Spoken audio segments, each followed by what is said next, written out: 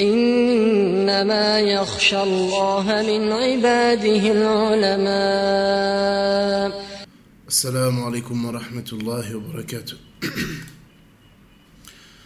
إن الحمد لله نحمده ونستعينه ونستغفره ونعوذ بالله من شرور أنفسنا ومن سيئات أعمالنا. من يهده الله فلا مضل له ومن يضلل فلا هادي له، وأشهد أن لا إله إلا الله وحده لا شريك له، وأشهد أن محمدا عبده ورسوله صلى الله عليه وسلم. يا أيها الذين آمنوا اتقوا الله حق تقاته ولا تموتن إلا وأنتم مسلمون. يا أيها الناس اتقوا ربكم الذي خلقكم من نفس واحدة وخلق منها زوجها وبث منهما رجالا كثيرا ونساء، واتقوا الله الذي تساءلون به والأرحام إن الله كان عليكم رقيبا. يا أيها الذين آمنوا اتقوا الله وقولوا قولا سديدا يصلح لكم أعمالكم ويغفر لكم ذنوبكم، ومن يطع الله ورسوله فقد فاز فوزا عظيما. أما بعد. Comme nous le savons tous, nous sommes dans une époque où la technologie ne cesse de se développer, et ceci dans tous les domaines. Et cela est en réalité une grâce de la part de notre Seigneur Tabaraka wa Ta'ala sur ses serviteurs. Car de par cette avancée technologique, beaucoup de choses sont facilitées aux serviteurs d'Allah dans leur quotidien. Et parmi les plus grandes avancées technologiques, il y a les moyens de communication permettant aux gens de pouvoir communiquer entre eux, peu importe où ils se trouvent, à des milliers de kilomètres, et même de pouvoir se voir quand bien même ils se trouveraient à des milliers de kilomètres l'un et l'autre. Et ces moyens de communication nous ont envahis, et plus particulièrement les réseaux sociaux. Ils sont présents partout. Ils ont envahi nos foyers. Ils ont envahi nos relations. Ils ont envahi nos cœurs et nos raisons, à tel point qu'ils sont devenus une vraie drogue pour certaines personnes qui ne pourraient pas vivre sans ces réseaux sociaux-là. Donc ces réseaux sociaux, ils font partie de notre quotidien aujourd'hui, qu'on le veuille ou pas. Il nous est donc obligatoire de connaître les jugements relatifs à cela, de connaître les limites à observer et d'appliquer les comportements islamiques aussi bien dans la vie réelle que dans le monde virtuel. Car ces réseaux sociaux peuvent être une source d'un immense danger pour la religion du musulman, pouvant même le mener vers le polythéisme ou bien la mécréance. Donc le but de cette modeste intervention est d'éclaircir certains dangers présents sur ces moyens de communication et plus particulièrement sur les réseaux sociaux pouvant entacher la foi du croyant. Et il faut savoir dans un premier temps que les réseaux sociaux ne sont pas fondamentalement mauvais. Plutôt, ils dépendent de l'utilisation de chacun. Ils peuvent même être une source de grand bien pour celui qui sait les maîtriser. Mais dans le même temps, ils sont une source de grande tentation. Et c'est pour cela que, comme je le dis souvent, et c'est par cela que je veux commencer mon conseil, et que celui qui n'a pas de vraie utilité à être présent sur ces réseaux sociaux-là, alors qu'il n'y vienne pas, et qu'il se contente de certaines applications qui sont suffisantes pour sa religion, telles que, comme je l'ai déjà mentionné, Telegram, qui est une application beaucoup plus contrôlée.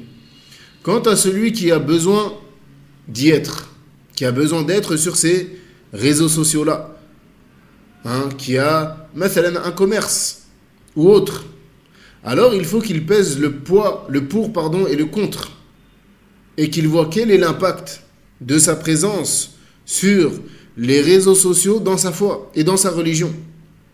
Et s'il voit que le fait d'être inscrit ou d'avoir un compte sur tel ou tel réseau lui est nuisible, ou bien épreuve de tentation, alors il se doit de le quitter. Quand bien même il a un commerce ou non. Même s'il y a une part de bien. Même si c'est à la mode. car le serviteur ne sait pas quelle tentation peut lui coûter sa foi, quelle tentation peut lui coûter sa religion, quelle fitna va le plonger dans les ténèbres. قال سبحانه وتعالى كل نفس ذائقة الموت ونبلوكم بالشر والخير فتنة وإلينا ترجعون. Il dit Allah subhanahu wa ta'ala, toute âme goûtera à la mort. Nous vous éprouverons par le mal et par le bien à titre de tentation. Et c'est vers nous que vous serez ramenés. C'est-à-dire que même le bien peut être source de tentation. Que ce soit l'argent, que ce soit la notoriété, que ce soit la renommée, que ce soit les enfants, que ce soit la santé.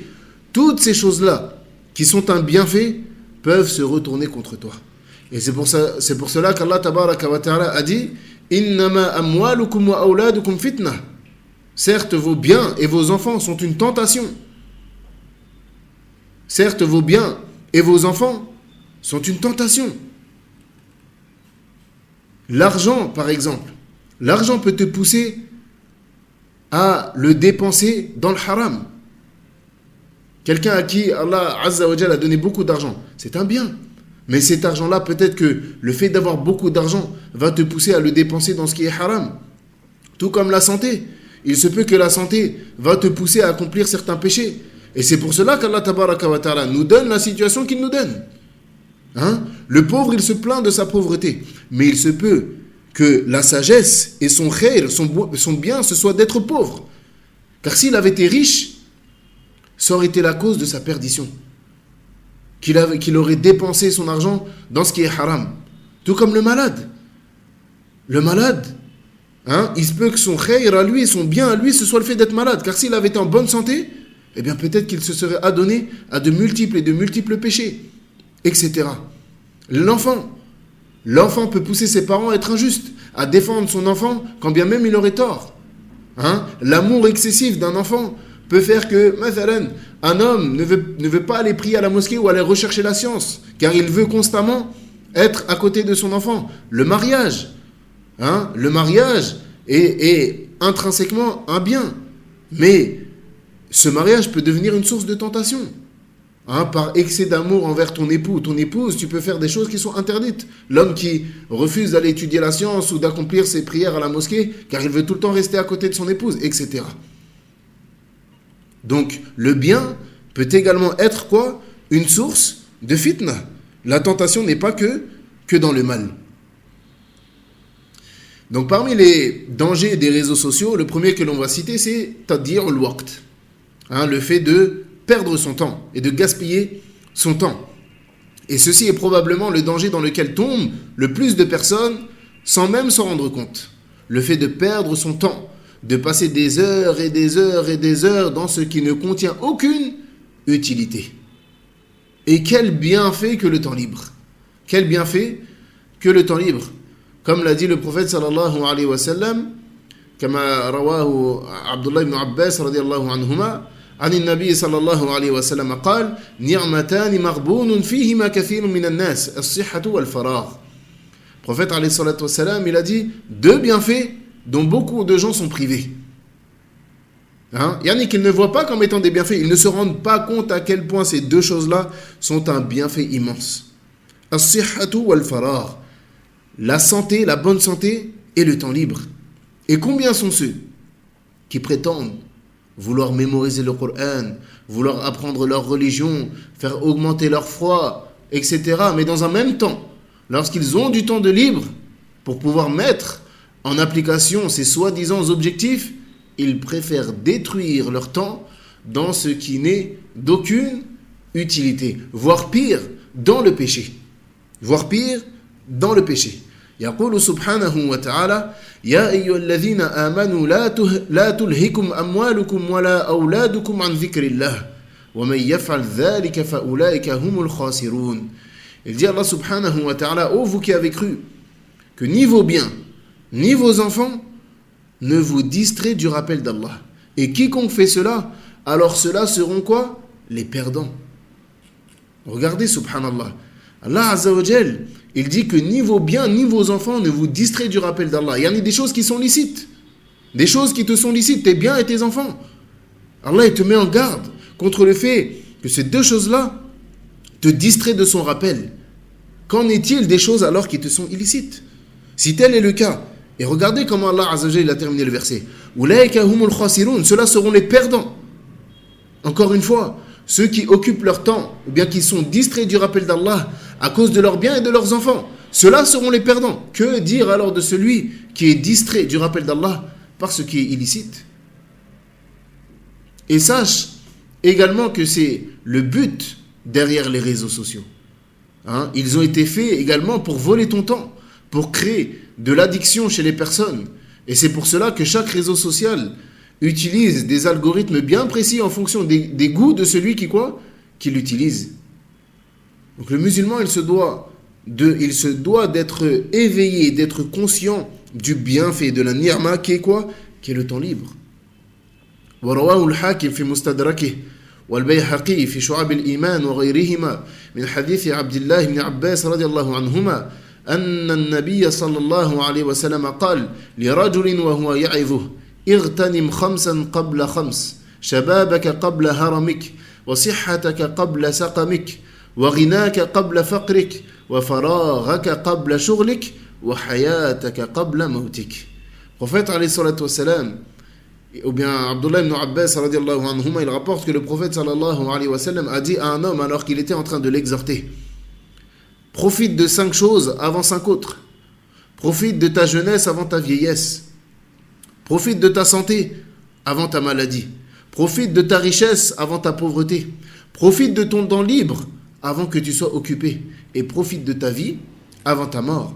وكذلك قال النبي صلى الله عليه وسلم لا تزول قدما عبد يوم القيامة حتى يسأل عن 4 عن شبابه فيما أبلاه وعن عمره فيما أفناه وعن ماله من أين اكتسبه وفيما أنفقه وعن علمه ماذا عمل فيه.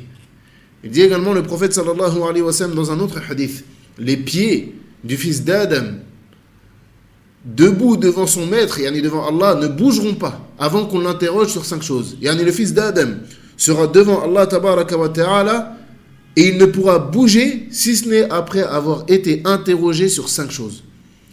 Sur sa jeunesse, comment il l'a passée. Sur sa vie, comment est-ce qu'il l'a vécue. Comment est-ce qu'il a acquis ses biens et comment est-ce qu'il les a dépensés. Et sur sa science, comment est-ce qu'il l'a mis en application. Donc on voit ici encore une fois l'importance du temps libre, l'importance d'occuper son temps avec ce qui est profitable dans l'au-delà. Et plus particulièrement le jeune, plus particulièrement celui qui est dans la force de l'âge. Et quand on dit le jeune en islam, on ne parle pas de celui qui a 15 ans seulement. En islam, tu es considéré comme étant jeune jusqu'à tes 40 ans. Jusqu'à tes 40 ans, tu es jeune en islam. Donc celui qui est dans ce bienfait, qui est la jeunesse, il se doit de tirer profit et d'utiliser ce bienfait qu'est la jeunesse dans ce qui plaît à son Seigneur tabaraka wa ta'ala. Et c'est comme ça qu'il sera reconnaissant envers son Seigneur, en utilisant les bienfaits d'Allah dans ce qu'aime Allah. Donc, toi qui es jeune, tu te dois de craindre Allah tabaraka wa ta'ala dans ce bienfait qu'est la jeunesse et d'utiliser ce bienfait dans ce qu'Allah aime et agrée. Et prends garde à utiliser le bienfait d'Allah tabaraka wa ta'ala dans ce qu'il déteste et dans ce qu'il réprouve. Et sois sûr d'une chose, c'est que ta jeunesse va s'en aller et plus vite que tu ne le penses.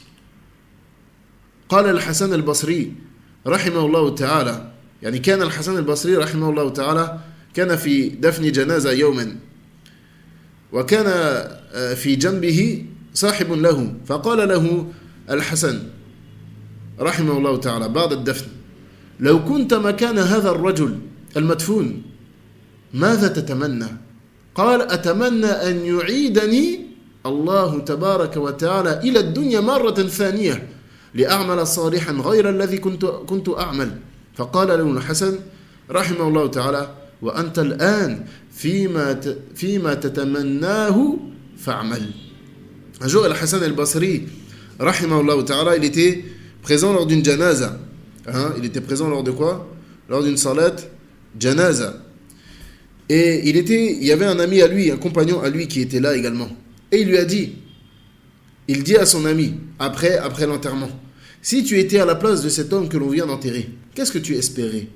Alors l'homme il a dit, j'espérerais qu'Allah me ramène une deuxième fois dans ce bas monde pour que je puisse faire de bonnes œuvres différentes de ce que je ferai. Alors Al-Hassan, rahimahullah ta'ala, il lui a dit, wa anta al-ana fima tatamannahu fa'mal. Tu es aujourd'hui dans ce que tu espères. Alors œuvre. Après la mort, il sera trop tard. Chaque jour qui passe, c'est un jour en moins que tu as pour adorer ton Seigneur Tabaraka wa Ta'ala. Et chaque instant dont tu n'as pas tiré profit pour ton au-delà sera un instant que tu regretteras yawm al-qiyamah. كذلك قال الحسن البصري رحمه الله تعالى يا ابن آدم إنما أنت أيام كلما ذهب يوم ذهب بعضك. Également, il dit à Hassan al-Basri, rahimahullah ta'ala, ô fils d'Adam, en vérité, tu n'es qu'une somme de jours additionnés. Tu n'es que des jours. Chaque jour qui passe, c'est une partie de toi qui s'efface. Une partie de toi que tu ne pourras jamais rattraper. Un jour que tu ne pourras jamais rattraper. C'est un jour en moins que tu as pour accomplir de bonnes œuvres. Et c'est un jour en moins, ou bien c'est un jour qui te rapproche de quoi? De ta mort. وقال ابن القيم رحمه الله تعالى إن إضاعة الوقت أشد من الموت لأن إضاعة الوقت تقطعك عن الله والدار الآخرة والموت تقطعك عن الدنيا وأهلها. Il dit la perte de temps est pire que la mort. Ibn al-Qayyim رحمه الله تعالى, il dit la perte de temps est pire que la mort, car la perte de temps te coupe d'Allah et de la demeure de l'au-delà. Tandis que la mort te coupe de quoi? La mort te coupe de ce bas monde et des gens qui s'y trouvent. Donc la perte de temps, elle est pire que la mort, car la perte de temps fait que tu es coupé, tu as entre guillemets brisé le lien qui te lie entre toi et Allah Azza wa Jal, tu l'as brisé. Car tu perds ton temps dans ce qui n'était pas profitable. Tandis que la mort, elle te coupe de ce bas monde. Elle te coupe de quoi? De ce bas monde. Al-Muhim, le musulman, il se doit de préserver son temps et prendre garde à ces réseaux sociaux qui lui volent son temps et qui en réalité lui volent sa vie. Car tout le temps qu'il passe dessus en faisant ce qui ne lui est pas, ou bien ce qui ne lui est ni profitable dans ce monde, ni dans l'au-delà, c'est du temps où on ne peut pas œuvrer. Du temps où il ne se rappelle pas son Seigneur. Du temps où sa langue n'est pas occupée par l'évocation et le rappel d'Allah. Donc fait partie de l'intelligence de la personne dans l'utilisation des réseaux sociaux, pour celui encore une fois qui a une nécessité à y être, de se fixer par exemple un temps précis et qu'il ne doit pas dépasser ce temps-là. Le deuxième danger que l'on va citer, c'est Adamu Raddi al-Basar, le fait de ne pas baisser le regard. Et ceci est la réalité des réseaux sociaux. Car peu importe si celui qui les utilise a une bonne intention ou non, il sera probablement amené à voir ce qu'il ne doit pas voir. Donc s'il ne combat pas son âme et ne contredit pas son âme dans le fait de baisser le regard, alors il tombera dans quoi? Dans le péché. Car le fait de baisser le regard n'est pas propre à la rue. Le fait de baisser le regard n'est pas propre à la rue. Mais même sur les réseaux sociaux, tu te dois de baisser le regard. Les hommes doivent baisser le regard devant les femmes qui lui sont étrangères. Et les femmes doivent baisser le regard devant les hommes qui lui sont étrangers.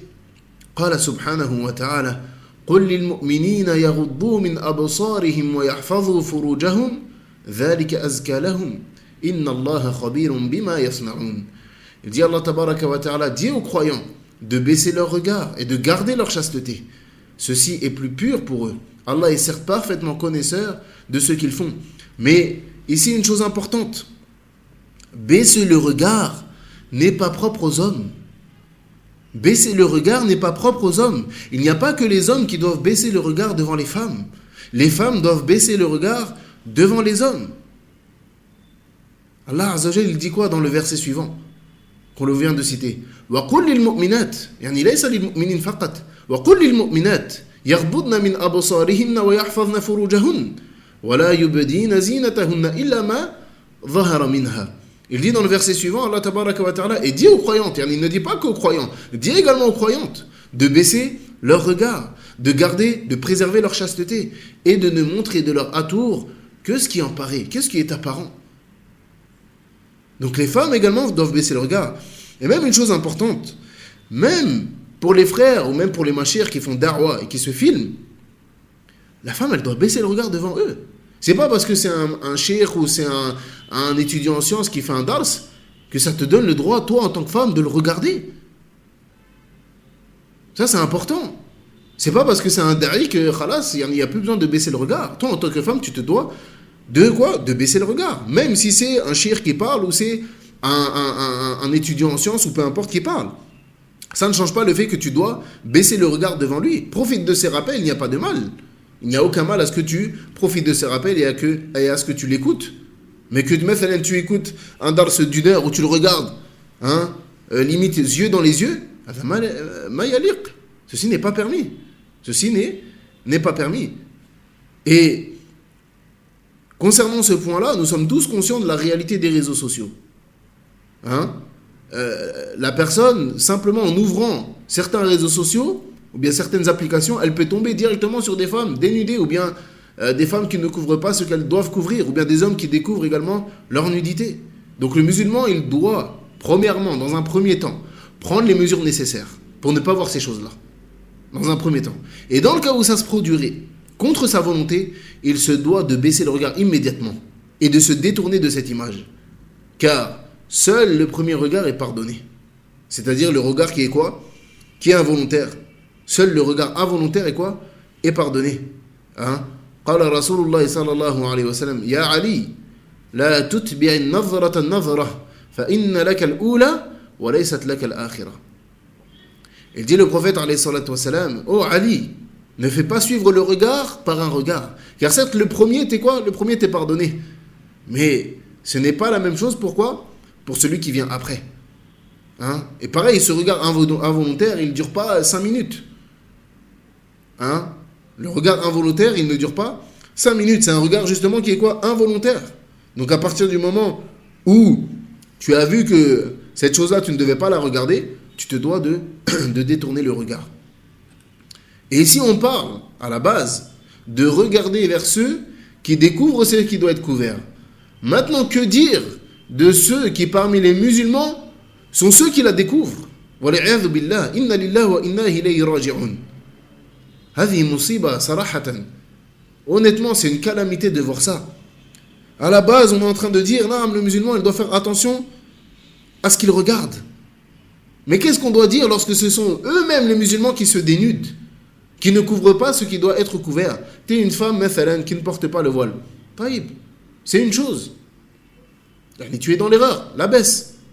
Pas la baisse, mais pourquoi tu vas te montrer en plus? Pourquoi en plus de ça, tu vas te rajouter des péchés gratuitement?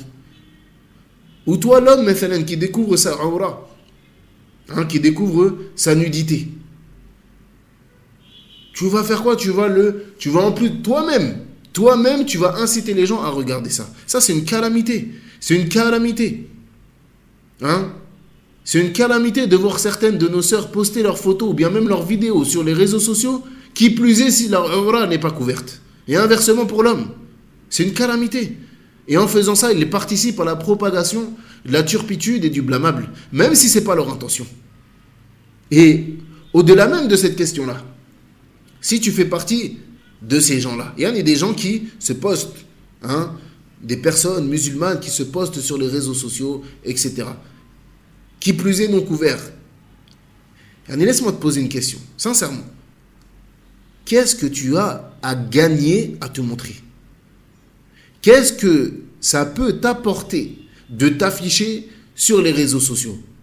Encore plus si tu es une femme. Encore plus si tu es une femme. Pourquoi? Avec tous les pervers qui sont présents là-bas. Avec tous les cœurs malades qui sont présents là-bas. Au lieu de te préserver, tu vas te jeter toute seule dans la gueule du loup, comme on dit. Tous ces pervers qui sont présents, qui gardent vos photos, qui gardent vos vidéos, qui les sauvegardent. Et peut-être même qui les partagent entre eux. Voile ou non, Voile ou non. Et combien de sœurs, comme on l'a déjà dit, combien de sœurs se sont retrouvées sur des sites, a'udhu billah. On ne peut même pas les mentionner. A'udhu billah. Des sœurs en voile. Parce que ces gens-là sont des pervers. Ils prennent les photos des sœurs et ils les mettent sur des sites, a'udhu billah.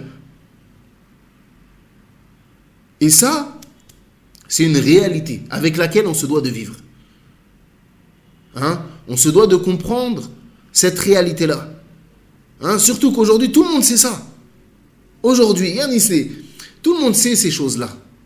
Donc chacun, il doit quoi? Chacun, il doit prendre ses précautions. Chacun, il doit quoi? Il doit prendre ses précautions.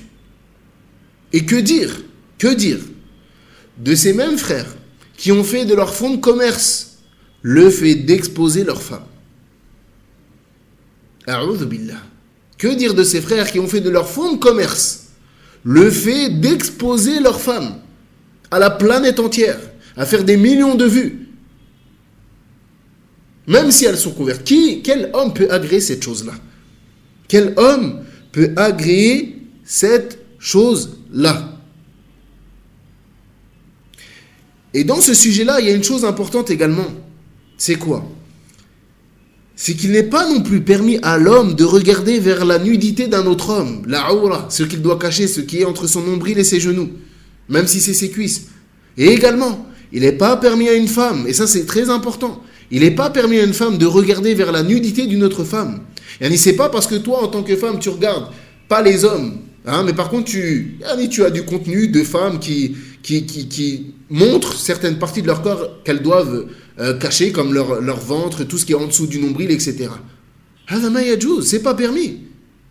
يقول النبي صلى الله عليه وسلم لا ينظر الرجل إلى عورة الرجل ولا تنظر المرأة إلى عورة المرأة. L'homme n'a pas le droit de regarder vers la nudité d'un autre homme. Et la femme n'a pas le droit de regarder vers la nudité d'une autre femme. Et quand je parle de nudité, je ne parle pas que des parties intimes. Il faut bien comprendre ça. Quand on parle de nudité, on ne parle pas des parties intimes, à proprement dit. On parle des parties qu'il est interdit à la personne de découvrir devant des autres personnes. Donc celui qui est présent sur les réseaux sociaux, il doit faire attention à son regard. Yaqul Ibn al-Qayyim rahimahullah ta'ala, le regard est l'origine des nombreux malheurs qui frappent l'homme. Il y a l'homme ici avec un grand H, on ne parle pas que des hommes. Le regard est l'origine des nombreux malheurs qui frappent l'homme. En effet, le regard engendre une première pensée, puis cette pensée devient une idée. Cette idée suscite un désir, et ce désir se transforme en volonté. Ensuite, cette volonté se renforce et devient une détermination. Ce qui l'amène à quoi? À l'acte. Ce qui l'amène à l'acte. Et cela se produit inévitablement, à moins qu'un obstacle l'en empêche. À ce propos, il a été dit, la patience, méditez bien sur cette phrase, la patience face à l'abstinence du regard est plus facile que la patience face à la douleur qui s'ensuit. Il y en a une personne qui ne regarde. Le fait qu'une personne elle patiente sur le fait de ne pas regarder ce qui est interdit est plus facile qu'une personne qui regarde vers ce qui est interdit et qui patiente. Donc le regard, c'est quoi? Le regard, c'est la première flèche empoisonnée. Le regard est la première flèche empoisonnée. C'est par le regard que les relations illicites, elles commencent. Car celui qui a été touché par cette flèche de la tentation qui est le regard, il va peut-être être tenté de contacter cette personne-là. Puis s'ensuit des discussions, puis s'ensuit des rencontres, puis cela peut mener jusqu'à quoi? Jusqu'à la fornication. Wal-'iyadhu billah. وأخرج مسلم عن أبي هريرة رضي الله عنه عن النبي صلى الله عليه وسلم إن الله كتب على ابن آدم حظه من الزنا أدرك ذلك لا محالته فزنا العين النظر وزنا اللسان المنطق والنفس تمنى وتشتهي والفرج يصدق ذلك أو يكذبه. Et dit le prophète sallallahu alayhi wa sallam dans le hadith d'Abi Hurayra radiallahu anhu, Allah a écrit pour le fils d'Adam sa part de fornication et elle va l'atteindre inévitablement. Ainsi, la fornication des yeux c'est le regard, la fornication de la langue c'est la parole et l'âme elle désire et elle souhaite et c'est ensuite la partie intime, le sexe de la personne qui va confirmer cela ou va le démentir. Naam. Donc les réseaux sociaux, ils banalisent la nudité. Ils banalisent l'exhibition. Ils banalisent la vulgarité. Ils banalisent l'indécence. À tel point que même certaines personnes, et même certains musulmans aujourd'hui, ils normalisent toutes ces choses-là. Mais le musulman qui est lui éveillé, attaché à sa religion, lui, il ne doit pas banaliser ces choses-là. Mais il doit se poser la question. Cette question-là, chaque personne présente sur les réseaux sociaux doit se la poser. Est-ce que cette turpitude qui est présente sur les réseaux sociaux a un impact sur moi ou non? Si elle a un impact, alors je dois faire les causes nécessaires pour régler ce problème, quitte à quitter les réseaux sociaux. Car en aucun cas, c'est une obligation d'avoir des comptes sur les réseaux sociaux. Et comme je l'ai déjà dit, également à plusieurs reprises, nous-mêmes, parlons de moi-même personnellement, si ce n'était pas le fait de faire da'wah à travers les réseaux sociaux, où se trouvent de nombreux musulmans, et c'est la même chose pour les autres frères, qui propagent la religion d'Allah tabaraka wa ta'ala, nous n'aurions même pas les réseaux sociaux. Si ce n'était pas le fait de faire cela, nous-mêmes on n'aurait même pas les réseaux sociaux. Avant cela, personnellement, j'avais même pas les réseaux sociaux. Non.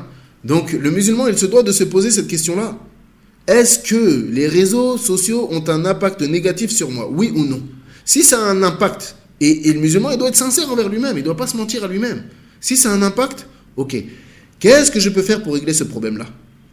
Qu'est-ce que je peux mettre en application pour régler ce problème? Si je peux rien faire, et je vois que même ce que j'essaie de mettre en place ne marche pas, alors je quitte. Alors je quitte. C'est pas forcé. C'est pas obligatoire. C'est pas obligatoire d'avoir des comptes sur les réseaux sociaux. Il n'y a rien de forcé. Non. Taïb. Un autre danger que l'on va citer qui est présent, c'est ar-riya, l'ostentation. L'ostentation. Et ça, c'est un sujet que personnellement, j'ai beaucoup abordé, l'ostentation sur les réseaux sociaux. Et c'est là le plus gros danger des réseaux sociaux en réalité.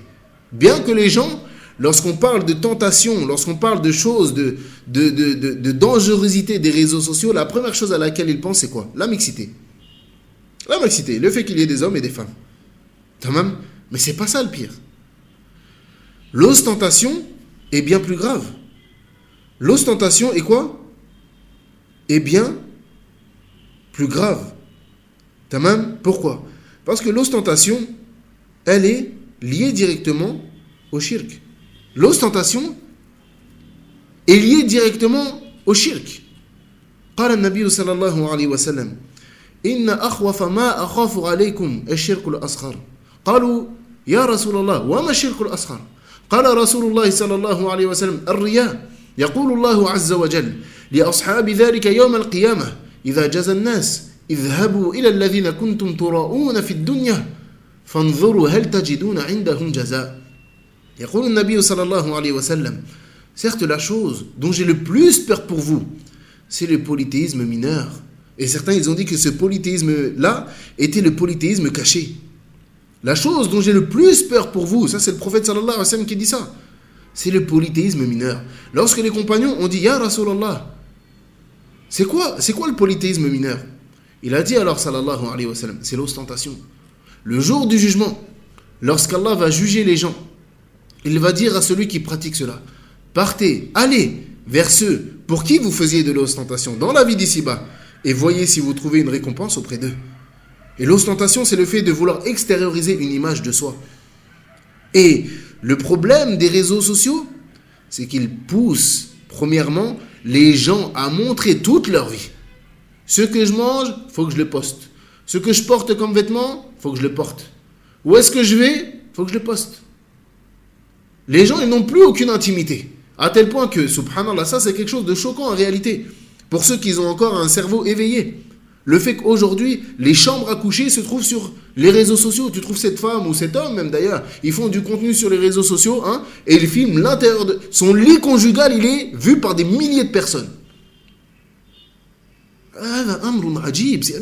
C'est une chose étonnante. Où est passée la pudeur? Où est passée la honte? La pudeur? Et rentre malheureusement dans quoi? Dans cette chose-là, et le fait que les réseaux ils poussent les gens à montrer tout ce qu'ils font, le fait de montrer nos bonnes œuvres, le fait de montrer nos actes d'adoration. Et pire, beaucoup de personnes sont en recherche de notoriété. À travers quoi? À travers les rappels. Je ne dis pas que c'est le cas de tout le monde, on ne peut pas juger les cœurs. Mais beaucoup de personnes se lancent dans quoi? Se lancent, ou bien font également la religion leur fonds de commerce. Et ils cherchent par cela le fait d'atteindre la notoriété, être connu. Pourquoi? Parce que beaucoup de personnes, lorsqu'ils n'étaient pas ancrés dans le dîn, ils avaient déjà cette envie d'être connus. Que ce soit connu dans la musique, être connu dans le foot, être connu dans d'autres choses. Et lorsqu'il est rentré dans le dîn, ces choses-là, tu ne peux plus. Et son seul moyen de devenir connu, c'est quoi? Le dîn. Et malheureusement, aujourd'hui, c'est devenu simple pour n'importe qui de devenir connu sur les réseaux sociaux via la religion. Alors qu'il est plus bête qu'un âne. Il ne connaît rien de son dîn, mais il arrive à berner tout le monde. Et ce sont les gens qui lui donnent cette force-là, ce pouvoir, entre guillemets, ce sont les gens qui lui font croire qu'il a atteint un statut. Parce que les gens se mettent à écouter tout le monde et n'importe qui. Mais, une question, Yanni, pour celui qui est éprouvé par cela, une simple question. Pourquoi vouloir se mettre en avant? Pourquoi vouloir nous faire passer pour ce qu'on n'est pas? Pourquoi je cherche autant à bonifier mon image devant les gens, mais pas lorsque je suis seul? Pourquoi je laisse paraître la piété, si cette piété ne se trouve pas dans mon cœur, et que lorsque je suis seul, je suis une autre personne? Pourquoi dévoiler mes bonnes actions, alors qu'on ne m'a rien demandé? Si ce n'est quoi? Si ce n'est l'amour des éloges. Si ce n'est l'amour des éloges, si ce n'est l'attachement que je porte à l'image que j'ai aux yeux des gens. Mais malheureusement, je ne suis pas attaché à l'image que j'ai auprès d'Allah. Et je me préoccupe de bonifier mon image auprès des gens, tandis que je ne donne pas d'importance à l'image que j'ai auprès d'Allah et à la place que j'ai auprès d'Allah. Et cette mode que certains ils ont de dévoiler leurs bonnes actions, et parfois même, ils essayent, je dis bien, ils essayent de faire preuve de subtilité pour pas que ça soit trop vu. Donc ils ne le disent pas directement, mais ça rentre quand même dans l'ostentation. Et Annie, qu'est-ce qu'ils font? Ils ne disent pas les choses directement, mais ils le laissent penser. Et Annie, la prière de nuit, ils vont pas dire « moi je prie la nuit ». Mais qu'est-ce qu'ils vont dire? Ils vont dire, et ça c'est des choses véridiques, Annie, c'est des choses que j'ai vues de mes propres yeux. Faites tahajjud, priez la nuit, vous verrez, subhanallah, c'est impressionnant la vitesse où Allah il va vous exaucer. Tout ça pour dire quoi? Yani moi je prie la nuit et Allah il m'a exaucé. Est-ce que tu ne peux pas inciter les gens à prier la nuit sans parler de toi?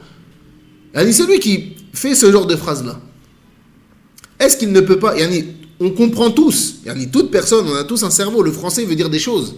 Il y a des manières de parler qui sont implicites. Lorsque tu dis aux gens, priez la nuit, subhanallah, vous allez voir à quel point, c'est impressionnant comment Allah, il va quoi? Allah, il va vous exaucer. Alors que ça se trouve, ça se trouve lui-même, il ne se lève même pas. Mal faïda, c'est quoi la faïda de ça? À quoi ça va t'avancer? Que les gens, ils fassent tes éloges. Si qui plus est, tu es éloigné d'Allah. À quoi ça va t'avancer d'être considéré comme pieux auprès des créatures, si tu ne l'es pas auprès de ton Créateur? Et parmi les formes d'ostentation aussi, qui sont entre guillemets subtiles, ce sont ceux qui se blâment en public, cherchant par cela à se faire passer pour des personnes humbles.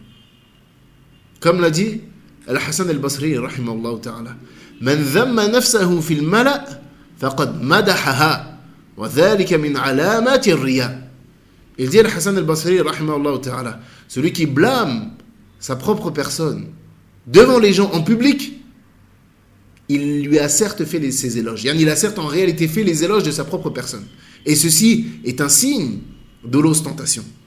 Parce qu'il cherche par cela à ce que les gens disent « Regardez Foulen, subhanallah, il est tellement humble qu'il se dénigre lui-même devant les gens. Subhanallah, quelle humilité !»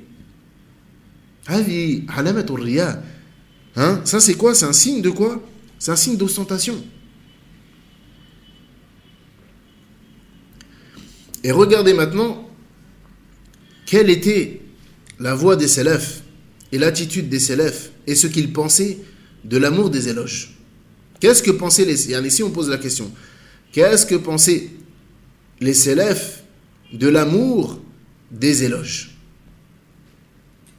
يقول ابن القيم رحمه الله تعالى كما جاء في كتابه الفوائد لا يجتمع الإخلاص في القلب ومحبة المدح والثناء والطمع فيما عند الناس إلا كما يجتمع الماء والنار والضب والحوت. Il dit, l'imam Ibn al-Qayyim rahimahullah ta'ala, la sincérité dans le cœur ne peut cohabiter avec l'amour des éloges et avec l'amour des éloges. Donc la sincérité ne peut pas cohabiter dans le cœur avec l'amour des éloges.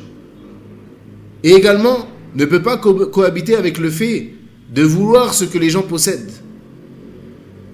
Ou bien cette cohabitation, comme il dit, elle est à la même image que la cohabitation ou le fait de réunir l'eau et le feu dans un même endroit. Ou bien l'ours et le poisson. Yani les deux ne peuvent pas cohabiter. L'eau et le feu ne peuvent pas cohabiter. C'est soit l'un, soit l'autre. Soit l'un, soit l'autre. Tout comme il dit l'ours et le poisson. Comme on le sait, l'ours il mange les poissons. Les deux ne peuvent pas cohabiter au même endroit. Et bien de la même manière, la sincérité et l'amour des éloges, l'amour des compliments, et le fait de vouloir que les gens ils disent de nous ne peuvent pas cohabiter. ويقول الفضيل بن عياض رحمه الله تعالى علامة الزهد في الدنيا وفي الناس ألا تحب ثناء الناس عليك ولا تبالي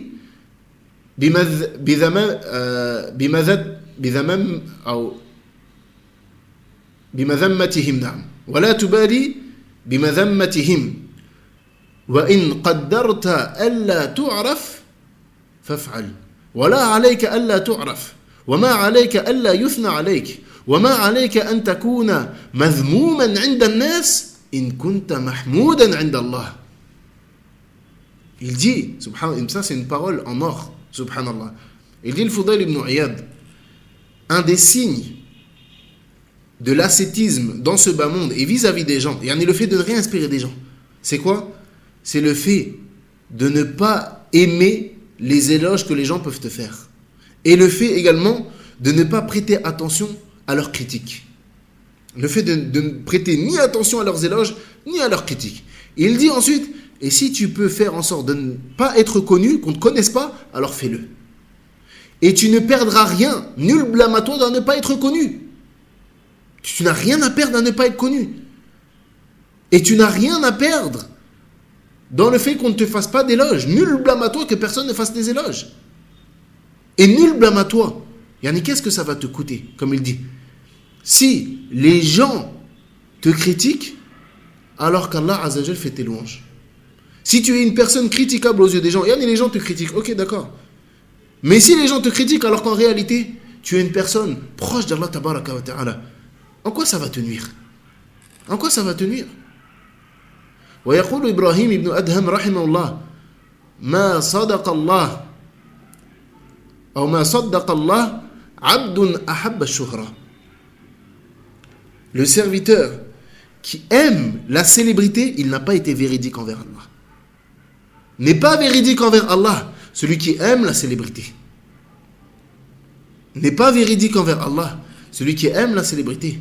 وكان يزيد بن ميسرة رحمه الله تعالى يقول إذا زكاك رجل في وجهك فأنكر عليه واغضب ولا تقر بذلك وقل اللهم لا تؤاخذني بما يقولون واغفر لي بما لا يعلمون أو واغفر لي ما لا يعلمون. Il dit, si un homme te fait tes éloges devant toi, alors réprimande-le et mets-toi en colère et n'accepte pas cela, n'approuve pas cette chose-là, qu'une personne fasse tes éloges devant toi. Et si ça se passe, il dit, qul, dis, Allahumma la tu'akhidhni bima yaqulun. Oh Allah, ne me châtie pas pour ce qu'ils disent de moi et pardonne-moi pour ce qu'ils ne savent pas. Ne me châtie pas, la tu'akhidhni bima yaqulun waghfir li ma la ya'lamun. Ne me châtie pas pour ce qu'ils disent Et pardonne-moi pour ce qu'ils ne savent pas.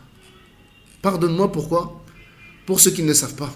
وقال بعضهم من أحب المدح وكره الذم فهو منافق. Subhanallah. Certains parmi les salafs, ils disaient, celui qui aime les éloges et qui déteste la critique est un hypocrite. Celui qui aime les éloges et déteste la critique est un hypocrite. Pourquoi? Parce que le vrai croyant, lui, ce qu'il aime, c'est qu'on nous montre ses défauts pour qu'il puisse les corriger.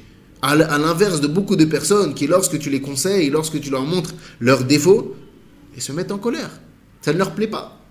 Mais sache que ton vrai ami, la vraie bonne fréquentation, c'est celle qui te critique, pas celle qui fait tes éloges, même dans l'erreur. Ça, c'est pas ton ami. Celui-là, c'est pas ton ami. Ton ami, c'est celui.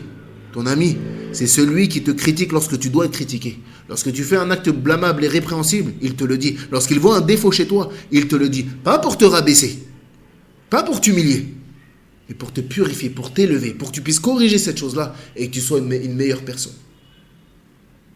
وقال سفيان الثوري رحمه الله تعالى إذا قيل لك بئس الرجل أنت وتغضب فأنت بئس الرجل. سبحان الله.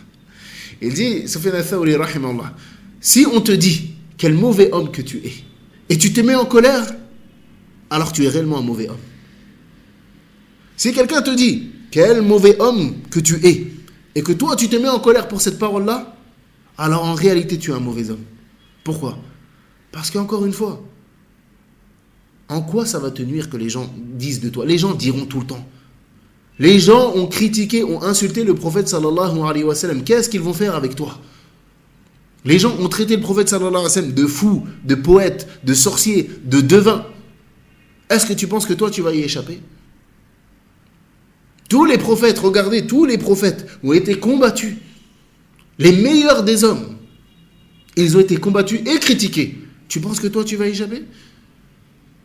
Est-ce que tu penses sincèrement que toi tu vas y échapper? Alors que toi, tu es loin d'être le meilleur des hommes. Tu as réellement énormément de défauts. Au contraire, à l'inverse, d'un homme comme le prophète, la meilleure des créatures sur cette terre. Avec tout ça, ils ont réussi à le critiquer, à mentir sur lui. Tu penses que toi, les gens ne vont pas mentir sur toi? Bien sûr qu'ils vont mentir sur toi. Bien sûr qu'ils vont parler sur toi. Mais qu'est-ce que ces paroles-là, en quoi ces paroles-là vont te déranger, vont t'atteindre, alors que toi, tu connais la réalité? Si tu sais que tu es quelqu'un qui essaie, qui tente d'être proche de son Seigneur, qui fait ce que son Seigneur lui ordonne, qui s'éloigne de ce que son Seigneur lui interdit, en quoi ça va tenir ce que les gens disent? Ils diront dans tous les cas. Personne n'échappe à ça. Non.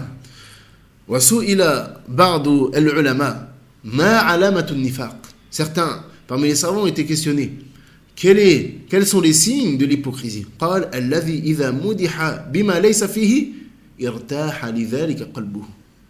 Et ça rejoint ce que je disais, l'introduction que je disais au départ. Quels sont les signes de l'hypocrisie? Ils ont répondu, celui qui, lorsqu'on fait son éloge pour quelque chose qu'il ne possède pas, qu'on fait ses louanges, qu'on fait ses éloges pour quelque chose qu'en réalité il ne possède même pas, son cœur se tranquillise. Il est content. Lorsqu'on lui fait ses éloges sur quelque chose qu'il ne possède même pas, il est content. Et ça revient à ce que je disais tout à l'heure. Le fait que certaines personnes sur les réseaux sociaux, elles laissent paraître des choses. Elles ne disent pas directement, mais elles laissent paraître des choses. Donc les gens viennent leur faire des éloges sur des choses qu'ils n'ont même pas. Et ils sont contents. Mais à quoi ça va te servir que les gens te croient pieux si tu n'es pas réellement pieux? À quoi ça va te servir si les gens te considèrent comme étant proche de ton Seigneur alors qu'en réalité tu fais partie des gens les plus éloignés de lui? Donc ça, tout ce qu'on a cité, ça c'est la voie des salafs. Voilà. Ça, c'est la voie des salafs. C'est les paroles des imams.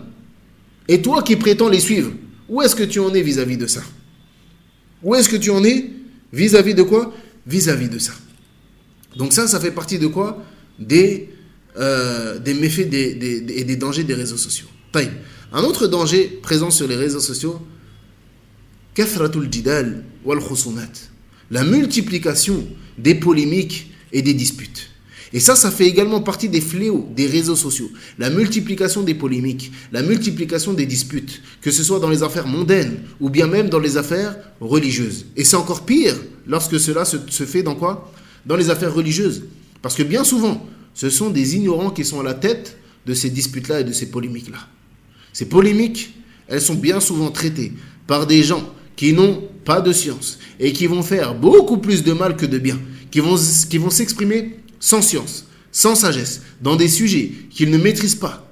Et parfois, ils vont même défendre le faux sous couvert de vérité.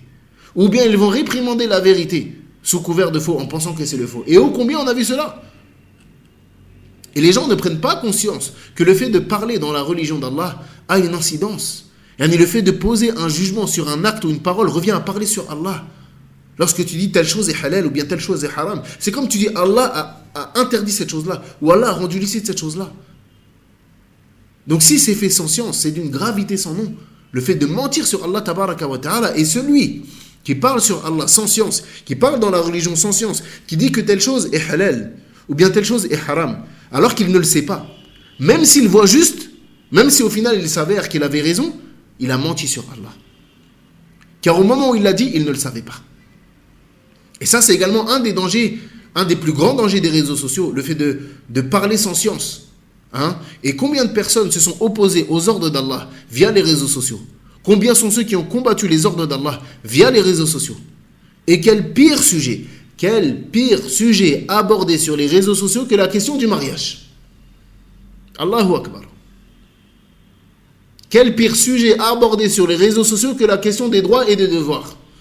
Combien de personnes se sont opposées aux lois d'Allah dans cette question-là? Combien sont ceux qui ont pris en raillerie ou bien se sont moqués des lois d'Allah via les réseaux sociaux? Encore une fois. Car le réseau social te permet de t'exprimer, de dire ce que tu veux. Là où à l'époque, tu n'avais... Si tu étais quelqu'un qui pensait, qui était complètement à côté de la plaque dans ce que tu pensais, t'as nulle part où le dire. Personne ne va te donner du crédit. Avant, les gens, pour pouvoir parler dans la religion d'Allah Azzawajal, fallait qu'ils aient étudié. On te donne un minbar, on te donne une mosquée, là tu peux parler. En dehors de ces endroits-là, où est-ce que tu vas parler de religion? Personne va te donner de l'importance. Mais aujourd'hui, c'est facile. Tout le monde ouvre une chaîne, ouvre un compte, j'allume et je parle. Et ça fait partie des dangers des réseaux sociaux, le fait de parler sans science. Et également, la polémique dans toutes ces choses-là est plus que blâmable. Plutôt, la religion, ou bien l'islam nous enjoint l'inverse, comme l'a dit le prophète sallallahu alayhi wa sallam dans le hadith d'Abu Umama al-Bahili. أنا زعيم ببيت في ربض الجنة لمن ترك المراء وإن كان محقا. Il dit le prophète sallallahu alayhi wa sallam, je garantis une maison à la périphérie du paradis pour celui qui délaisse la polémique, même s'il a raison. Même s'il a raison. Même s'il a raison. Donc l'islam, aslan, nous enjoint à quoi? À délaisser les polémiques. يقول النبي صلى الله عليه وسلم من خاصم في باطل وهو يعلمه لم يزل في سخط الله حتى ينزع. Il dit le prophète sallallahu alayhi wa sallam, quiconque se dispute en soutenant le faux tout en le sachant, il sait qu'il a tort, mais il ne veut pas admettre. Il ne veut pas admettre qu'il a tort. Donc qu'est-ce qu'il fait? Il continue. Il dit le prophète sallallahu alayhi wa sallam, il demeure, il reste sous la colère d'Allah jusqu'à ce qu'il y renonce, jusqu'à ce qu'il arrête. Et tout ça, c'est alimenté par quoi? Par la culture du clash avec laquelle beaucoup ont grandi. Certaines personnes, et ça c'est une chose qui m'étonne, certaines personnes, si tu leur dis d'écouter une conférence d'1 heure sur la religion, sur quelque chose qui leur est profitable, sur les mérites de la prière, les mérites de la science, toutes ces choses-là, ils ne peuvent pas. C'est trop long. Par contre, s'il y a un clash, qui explose sur Internet entre 2-3 personnes, il peut engranger des heures et des heures et des heures de vidéos. 1h30, qu'est-ce que Foulen il a dit? Il écoute. Tac. Ok, il a répondu quoi l'autre? 1 heure encore. Et il peut passer toute sa journée à faire ça. Dans ce que quoi? On dit, on a dit, il a répondu. des choses qui n'ont aucun intérêt. Par contre, quand c'est pour écouter quelque chose qui lui est profitable, là, il n'y a plus personne. Là, il n'y a plus personne. Et si seulement ces polémiques, elles s'arrêtaient là. Et si seulement ces polémiques, quoi, elles s'arrêtaient là. Mais bien souvent, qu'est-ce qu'elles donnent? Elles découlent sur un langage grossier, des insultes, un comportement totalement inadapté. Et ceci, encore une fois, c'est un des dangers présents sur les réseaux sociaux. Pour celui qui ne sait pas tenir sa langue et qui pense qu'il doit donner son avis sur toute chose. Et ça également, hein, c'est comme je le disais tout à l'heure, ça donne une tribune à n'importe qui. Les gens, ils pensent qu'ils peuvent donner leur avis, que les gens attendent leur avis sur toute chose. C'est pas toute polémique sur laquelle tu... Et ça, c'est même un message aux tullab al-ilm, aux étudiants en sciences. C'est pas toute polémique ou toute chose qui vient où il faut parler. Aujourd'hui, malheureusement, et c'est triste de voir ça, tu vois les étudiants en sciences, hein, dès qu'il y a une polémique qui gonfle, ils parlent. Et ils se retrouvent à parler dans des sujets, à citer certains noms, Yannick, qui ne convient même pas. Comment tu t'abaisses à parler sur la polémique de Foulen et Foulen sur TikTok qui se sont pris la tête? Yannick, t'as pas que ça à faire. Tu n'as pas que ça à faire. Donc, les réseaux sociaux, ils sont très dangereux vis-à-vis des péchés liés à la langue. Et c'est le point qu'on va citer tout de suite. Parmi les autres dangers, les péchés qui sont liés à quoi? À la langue. Et comme on le sait tous, l'islam, il nous incite à préserver ce morceau de chair qu'est la langue. Et ceci est venu à travers de nombreux textes. يقول النبي صلى الله عليه وسلم في حديث معاذ بن جبل ألا أخبرك بملاك ذلك كله قلت بلى يا رسول الله فأخذ بلساني وقال كف عليك هذا فقلت يا نبي الله وإنا لمؤاخذون بما نتكلم به فقال ثكلتك أمك يا معاذ وهل يكب الناس في النار على وجوههم أو على مناخرهم إلا حصائد ألسنتهم. Il dit, le prophète sallallahu alayhi wa sallam, dans le hadith de Mu'adh ibn Jabal, ô Mu'adh, veux-tu que je t'informe de ce qui détruit tout cela? Donc le début du hadith, il parle de certains actes d'adoration, de la colonne vertébrale, le pilier de la religion, etc. Donc il dit, veux-tu que je t'informe de ce qui détruit tout cela? Je dis, bien sûr, ô messager d'Allah. Il saisit alors sa langue, sallallahu alayhi wa sallam, et dit, prends garde à celle-ci. J'ai dit, ô prophète d'Allah, est-ce que nous sommes susceptibles d'être châtiés par rapport à ce que nous avons dit? Alors le prophète sallallahu alayhi wa sallam a dit que ta mère te perde, ya Mu'adh. C'est une expression utilisée chez les Arabes, pour interpeller la personne, que ta mère te perde, ya Mu'adh. Est-ce que les gens ne vont pas tomber en enfer face contre terre ou sur leur nez à cause de ce que profère leur langue? Donc la langue, elle peut être destructrice pour la personne si elle ne la maîtrise pas et ne la retient pas. Et il ne faut pas se laisser tromper par une chose. Tout ce que la personne dit sur ses réseaux sociaux, que ce soit de manière orale ou écrite, est considéré comme une parole. Et elle sera questionnée sur cela. Donc ne pense pas que c'est parce que tu écris derrière un écran que tes paroles ne sont pas ajoutées dans tes feuillets, qu'ils ne sont pas comptabilisées dans tes feuillets, et que tu ne les recevras pas dans tes feuillets Yawm al-Qiyamah. Et déjà que dans la vie de tous les jours, c'est pas une chose aisée que de maîtriser sa langue. Mais que dire alors derrière un écran?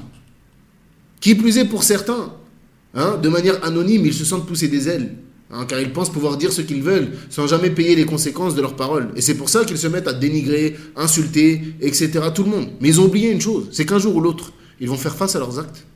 Un jour ou l'autre, ils se retrouveront devant le plus juste des juges. Et ils seront rétribués en fonction de leurs actes, qu'ils soient bons ou mauvais. Mais ici, une chose importante, c'est que les péchés de la langue, ils ne sont pas limités aux insultes, mais ils prennent plusieurs formes. Et parmi ceux qui sont répandus également sur les réseaux sociaux, il y a la médisance, la calomnie, les mensonges, ainsi que les rumeurs. Et ces péchés-là sont pour certaines personnes insignifiants, mais en réalité, ils sont immenses auprès d'Allah. Le prophète sallallahu alayhi wa sallam, il dit à propos du mensonge, « Alaykum bis-sidq, fa inna sidqa yahdi ila al-birr, wa inna al-birra yahdi ila al-jannah. وما يزال الرجل يصدق ويتحرى الصدق حتى يكتب عند الله صديقا وإياكم والكذب فإن الكذب يهدي إلى الفجور وإن الفجور يهدي إلى النار وما يزال العبد يكذب ويتحرى الكذب حتى يكتب عند الله كذابا. Dit le prophète sallallahu alayhi wa sallam, soyez véridiques, car la véracité amène à la bonté, et la bonté conduit au paradis. Et l'homme ne cesse d'être véridique et de se parer de la véracité jusqu'à ce qu'Allah l'écrive auprès de lui comme étant véridique. Et prenez garde au mensonge, car le mensonge conduit à la perversité, et la perversité conduit à l'enfer.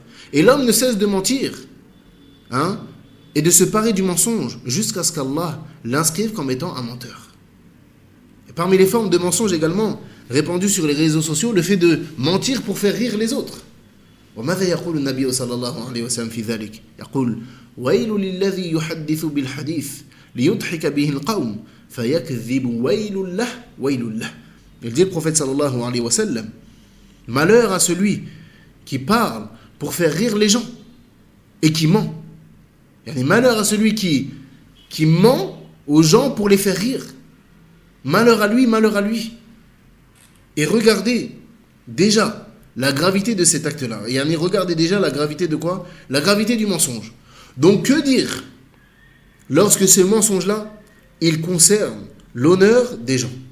Que dire lorsque ce mensonge-là, il concerne quoi? L'honneur des gens. Car oui, parmi les vertus de l'islam, le fait que l'islam est venu préserver 5 choses capitales. Et parmi celles-ci, l'honneur des gens. Et c'est pour cela qu'en islam, il est formellement interdit de médire ou bien de calomnier les autres, à tel point que celui qui calomnie une femme chaste, en l'accusant d'avoir commis la fornication, alors que ce n'est pas vrai, alors qu'il n'a pas de témoin, l'islam le condamne à 80 coups de fouet, comme c'est venu dans Surat Nour. Et tout ça pourquoi?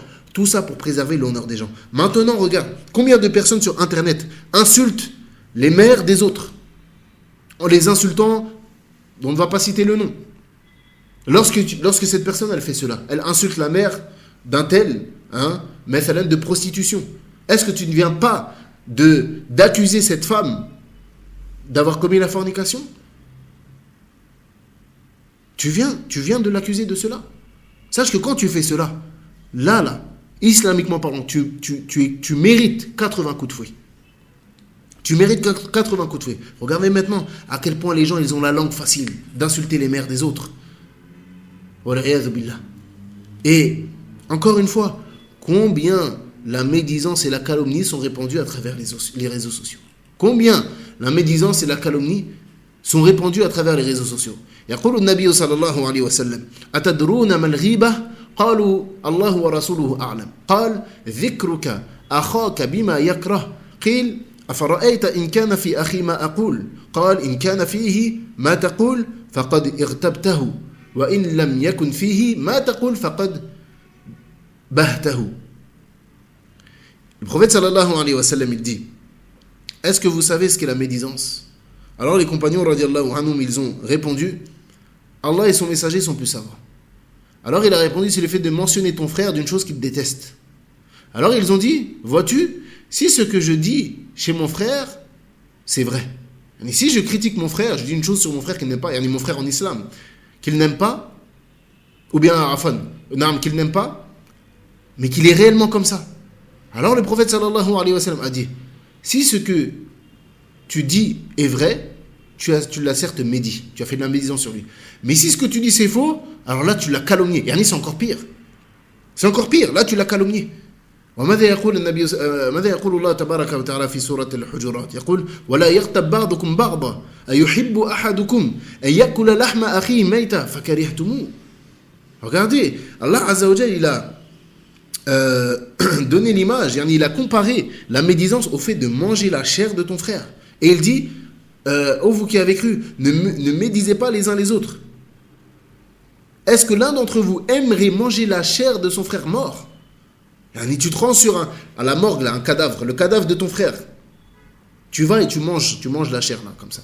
La viande, là, de sa chair, là, sa peau, ses muscles, tout ça, là, tu manges. Il dit: vous détesterez cela. Alors ne le faites pas de votre vivant.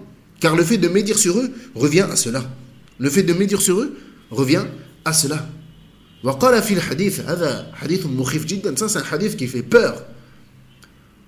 قال النبي صلى الله عليه وسلم أنه مر على قوم حين عرج به لهم أظفار من نحاس يخمشون بها وجوههم وصدورهم فقال: يا جبريل من هؤلاء؟ قال هؤلاء الذين يأكلون لحوم الناس ويقعون في أعراضهم. Écoutez ce hadith, à quel point il fait peur. Il dit le prophète sallallahu alayhi wa sallam, ou bien il a rapporté qu'au moment où il a fait l'ascension nocturne, donc où il a vu le paradis, il a vu l'enfer, il est passé près de personnes ayant des ongles en cuivre. Hein? Un peuple, des gens avec des ongles en quoi? En cuivre. Et ces gens-là, qu'est-ce qu'ils faisaient? Ils se griffaient le visage et la poitrine avec ces ongles en cuivre. Hein? Alors il dit, sallallahu alayhi wa sallam, oh Jibril, il a interpellé Jibril, ya Jibril, oh Jibril, qui sont ces gens-là? Alors il a répondu, ce sont ceux qui mangent la chair des gens, c'est-à-dire qui médisent sur eux et qui portent atteinte à leur honneur. Et sachez une chose, c'est que la médisance, c'est même dans des choses qui sont simples. Quand je dis simple, c'est-à-dire que beaucoup de personnes peuvent dire des choses sur d'autres en pensant que c'est pas grave. Bah, c'est pas grave, c'est rien. Taïb. Écoutez ce hadith-là. عن عائشة رضي الله عنها قالت قلت للنبي صلى الله عليه وسلم حسبك من صفية كذا وكذا يعني تعني أنها قصيرة فقال النبي صلى الله عليه وسلم لقد قلت كلمة لو مزجت بماء البحر لمزجت. Elle dit à Aïcha radiallahu anha, un jour j'ai dit au prophète sallallahu alayhi wa sallam au sujet de Safiya, hein, Safiya, yani, elle est petite. Yani, elle a sous-entendu le fait que Safiya, l'épouse du prophète sallallahu alayhi wa sallam, était petite de taille. Yani, nous, est-ce qu'on va dire que ça c'est une parole grave? Le fait de décrire une personne comme quoi elle est petite, taille. À quoi, qu'est-ce qu'a répondu le prophète sallallahu alayhi wa sallam? Il a répondu, tu as prononcé une parole qui, si elle était mélangée à l'eau de la mer, elle l'aurait corrompue. Tu as prononcé une parole qui, si elle était mélangée à l'eau de la mer, elle l'aurait corrompue. À quel point cette parole, elle est gravissime. À quel point cette parole, elle est quoi? Elle est gravissime. Pourtant, elle a juste dit, Safiya, elle est petite. Imaginez maintenant tout ce que les gens disent sur les autres. Si ça, cette parole-là, elle aurait corrompu la mer, que dire des paroles de la majorité d'entre nous? Wal'iyadhu billah. وقال تعالى والذين يؤذون المؤمنين والمؤمنات بغير ما اكتسبوا فقد يحتملوا بهتانا وإثما مبينا. Et ceux qui offensent les croyants, ainsi que les croyantes, sans qu'ils l'aient mérité, se chargent d'une calomnie et d'un péché évident. Se chargent de quoi? D'une calomnie et d'un péché évident. Et ça fait référence ici plus à la médisance, mais à la calomnie. Et ô combien la calomnie est dangereuse. Ô combien la calomnie est dangereuse. Le fait de dire sur les autres ce qui n'est pas vrai. Le fait de mentir sur les autres en les accusant de faire certaines choses alors que ce n'est pas vrai. Accuser les gens de certains péchés alors que ce n'est même pas vrai. C'est une calamité. Et ça, la calomnie, c'est le pire des mensonges, le plus odieux des mensonges. Le fait que tu mentes sur les autres, tu mentes sur l'honneur des autres. Et de là, il y a une très grosse mise en garde à faire. La mise en garde contre la propagation des rumeurs infondées, sans vérification. Premièrement, sache une chose, c'est que si tu fais partie des gens qui répètent tout ce qu'elle entend, t'es un menteur. C'est pas moi qui le dis, c'est le prophète alayhi salatu wassalam. Si tu fais partie des gens qui, dès qu'il entend une rumeur, s'empressent de la répéter, sans même savoir, tu es considéré comme étant un menteur. يقول النبي صلى الله عليه وسلم كفى بالمرء كذبا أن يحدث بكل ما سمع. Il suffit à la personne comme mensonge de répéter tout ce qu'elle entend. Car si tu es quelqu'un qui répète tout ce qu'il entend, forcément tu vas répéter des mensonges. ويقول الله تبارك وتعالى يا أيها الذين آمنوا إن جاءكم فاسق بنبأ فتبينوا أن تصيبوا قوما بجهالة فتصبحوا على ما فعلتم نادمين. Il dit Allah tabaraka wa ta'ala, ô vous qui avez cru, donc là il nous appelle par la foi, vous qui avez cru, si un pervers vous apporte une nouvelle, voyez bien clair, fatabayyanu, yani prêtez attention, informez-vous bien, de crainte que par inadvertance vous ne portiez atteinte à des gens et que vous ne regrettiez par la suite ce que vous avez fait. Parce qu'une fois que tu propages cette rumeur-là, tu ne la tiens plus. Une fois que tu lances une rumeur sur une personne, ou bien que tu propages une rumeur sur une personne qui n'est pas vraie au final, si après cela, tu te rends compte que finalement, c'était pas vrai. Khalas, une fois que tu l'as propagé, tu ne le maîtrises plus. Tu ne le maîtrises plus. Et c'est un vil comportement de la part du musulman de s'occuper de ce qu'il ne regarde pas, à propager des choses. Et même si c'est vrai, Foulan il a fait telle chose. Ok, d'accord. Pourquoi tu parles sur les gens? Est-ce que toi tu n'as pas des péchés déjà? Occupe-toi de tes propres péchés. Cette personne-là que tu critiques, elle se peut qu'auprès d'Allah elle soit meilleure que toi. Cette personne que tu critiques, elle se peut qu'auprès d'Allah elle est meilleure que toi. Qu'est-ce que tu en sais? Même si elle fait tel ou tel péché, qu'est-ce que tu en sais? Est-ce que toi tu peux garantir que tu es meilleur qu'elle pour parler sur elle? Et est-ce que tu aimerais que les gens parlent sur toi le jour où tu fautes? Tu aimerais que les gens parlent sur toi et répandent ce que tu as fait? Donc si tu n'aimes pas cela, ne fais pas ce que tu n'aimerais pas qu'on te fasse. Ne fais pas aux autres ce que tu n'aimerais pas qu'on te fasse. يقول النبي صلى الله عليه وسلم إن الله كره لكم ثلاثة القل والقل وإضاعة المال وكثرة السؤال. Le prophète sallallahu alayhi wa sallam, il a dit, Allah il a détesté pour vous trois choses. Al-qil wa qal. Al-qil wa qal. On dit, répétez, tu sais pas ce qu'on m'a dit? Ben on m'a dit qu'un tel il a fait, laisse ça. Si quelqu'un vient et commence à te dire, mais tu sais pas ce qu'un tel, dis-lui, ittaqillah, crains ton Seigneur et préserve ta langue. Est-ce que ce que tu vas me dire, ça va m'apporter un profit dans ma dunya ou dans mon au-delà? Oui ou non? Non? Alors laisse-moi tranquille, s'il te plaît. Je ne veux pas m'associer avec toi. Car sache une chose, c'est que même si c'est pas toi qui parles, le fait que tu prêtes oreille à la médisance, tu rentres dans le jugement de la médisance. Le fait que tu prêtes oreille à la médisance, même si c'est pas toi qui parles, tu rentres dans le péché de la médisance. Donc le prophète sallallahu alayhi wa sallam, il a dit, Allah il a détesté pour vous trois choses. On dit, le fait de gaspiller de l'argent et le fait de poser beaucoup de questions. Et le fait de quoi? De poser beaucoup de questions. Et tout ça pourquoi? Et tout ce que je suis en train de dire depuis tout à l'heure concernant la médisance, la calomnie, dans le but de quoi? Tout simplement parce que, premièrement, pour préserver l'honneur des musulmans. Pour préserver l'honneur des musulmans. Le prophète sallallahu alayhi wa sallam, il a dit, Kullul mu'mini ala mu'mini haram, maluhu wa damuhu wa irduhu. Tout croyant est sacré pour le croyant. Tous les croyants sont sacrés. Qu'est-ce qui est sacré? Comme le prophète sallallahu alayhi wa sallam a dit, son sang, ses biens et son honneur. Son sang, ses biens et son honneur sont sacrés. Tu n'as pas le droit d'y toucher. Ne touche pas à l'honneur des musulmans. Ne touche pas à l'honneur des musulmans en mentant sur eux, en parlant sur eux. Donc premièrement, pour préserver l'honneur de quoi? Des musulmans. Mais également pour préserver l'unité des musulmans. Car sans l'ombre d'un doute, la médisance ou bien la calomnie, elles vont engendrer quoi? Elles vont engendrer la division, bien évidemment. Elles vont engendrer l'adversité entre les gens, ce qui est totalement compréhensible. Et l'islam nous a enjoint à quoi? À l'unité. Et cramponnez-vous tous au câble d'Allah et ne vous divisez pas. Et quoi? Ne vous divisez pas. Non. Donc les rumeurs, elles font des dégâts.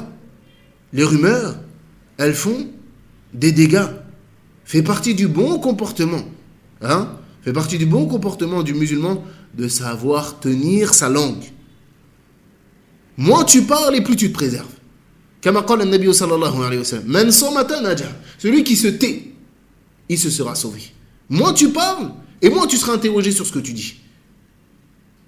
Et sache que cette parole-là peut te mener dans les plus bas degrés de l'enfer. Yaqul an-nabi sallallahu alayhi wa sallam, inna ar-rajulu la yatakallamu bil kalimah la yara biha ba'san fayahwi biha 70 kharifan fi an-nar. Il dit le prophète sallallahu alayhi wa sallam, l'homme il parle d'une parole qu'il n'y prête même pas attention. L'homme il dit une parole et il prête même pas attention à cette parole-là, car pour lui elle est insignifiante. Sauf que quoi, cette parole-là, elle va le plonger, elle va le plonger 70 années en enfer. Elle va le plonger 70 années en enfer. Taïb.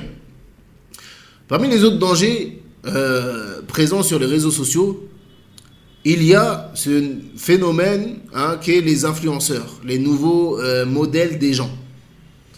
Premièrement, sache une chose, c'est que comme l'a dit le prophète sallallahu alayhi wa sallam, el mar'u ma'a man ahabba. L'homme, il sera ressuscité avec ceux qu'il aime. Ça, c'est la première chose. Donc, ces nouvelles tendances d'influence de gens qui, qui comme leur nom le porte en réalité, influencent les autres dans leur manière de vivre, dans leur manière de penser, dans leur manière d'agir, présentent un très grand danger pour les musulmans.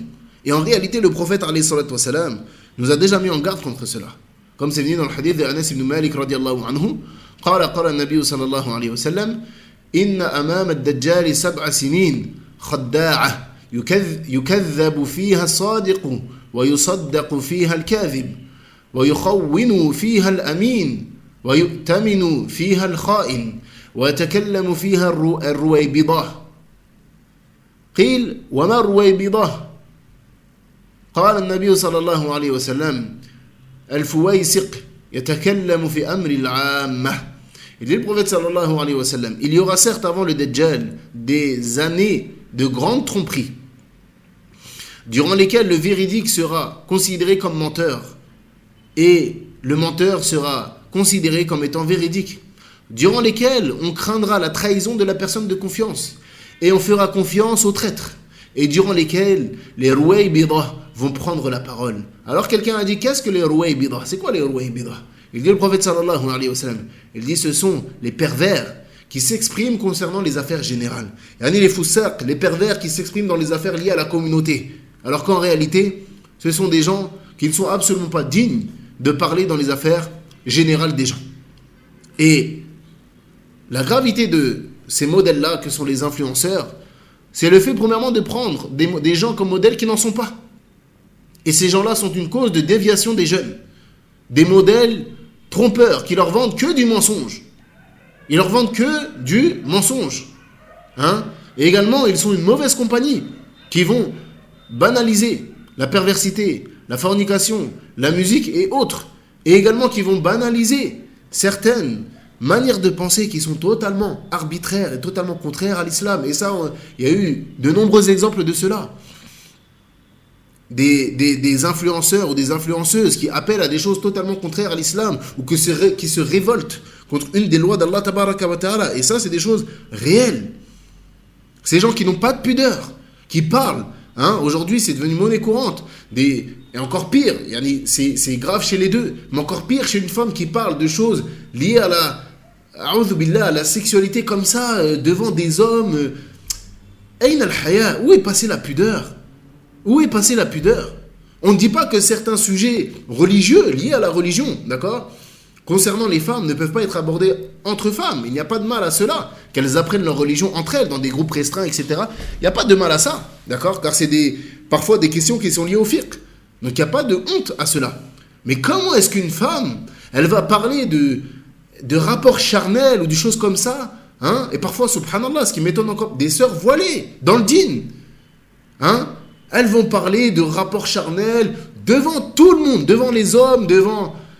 subhanallah, a'udhu billah. Et est-ce que tu te verrais, c'est pas parce que tu es sur internet que tu peux te permettre de tout faire. Est-ce que tu te verrais aller sur la place publique, parce que ça revient à la même chose. Va donc sur la place publique de ta ville, sur la place du marché, d'accord, prends un micro et dis la même chose devant les gens.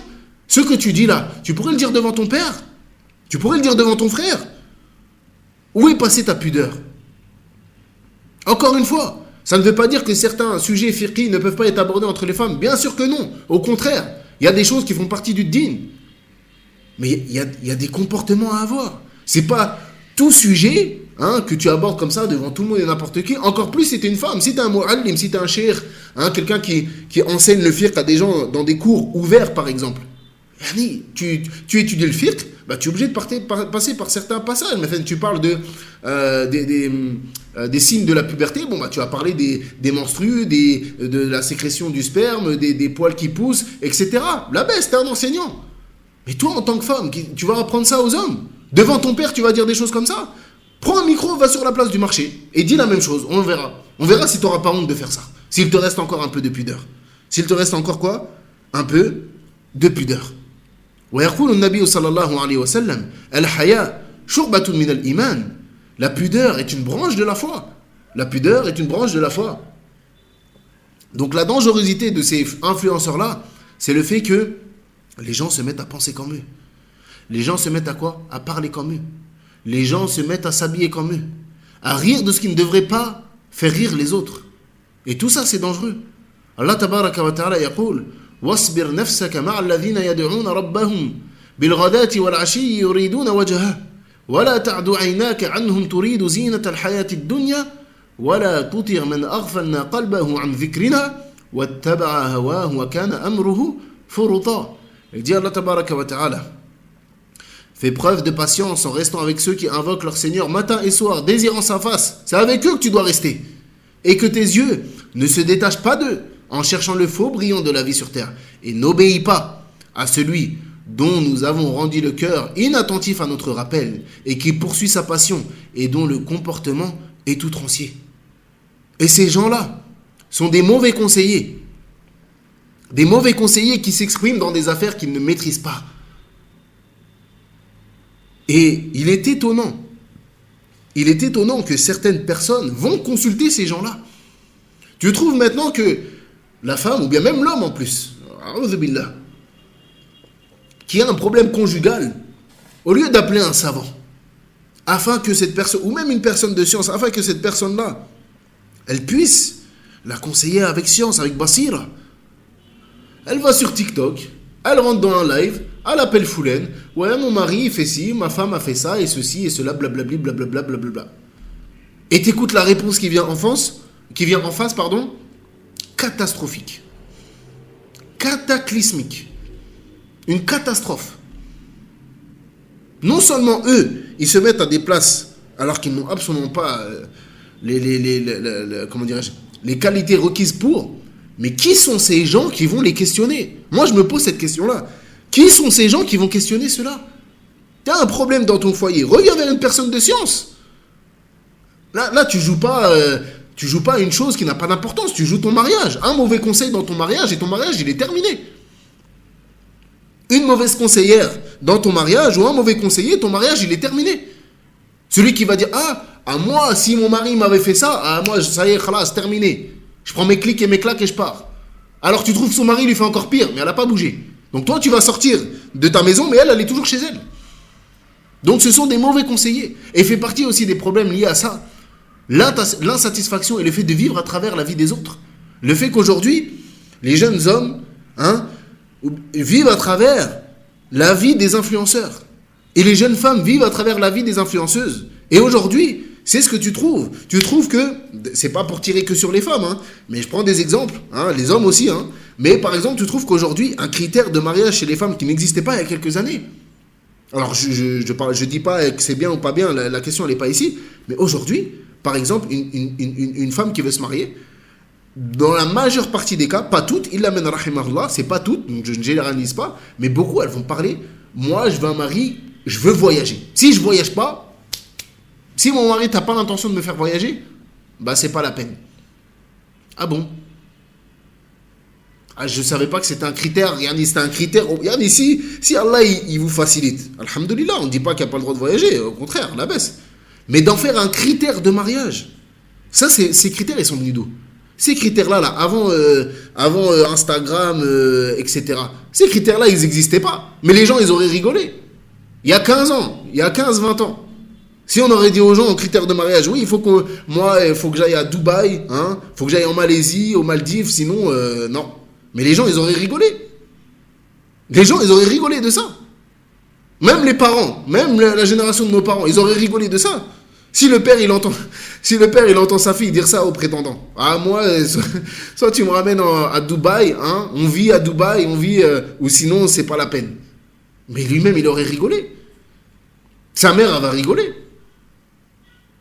Donc c'est quoi? C'est le fait d'être insatisfait de ce que tu possèdes. Et ça arrive beaucoup dans les foyers. Celui ou celle qui vit à travers les autres, qu'est-ce qui va se passer? Il va voir que telle personne a tel train de vie. Moi, mon mari, il me fait pas vivre tel train de vie. Donc du coup, elle commence à quoi? À être insatisfaite de son mari.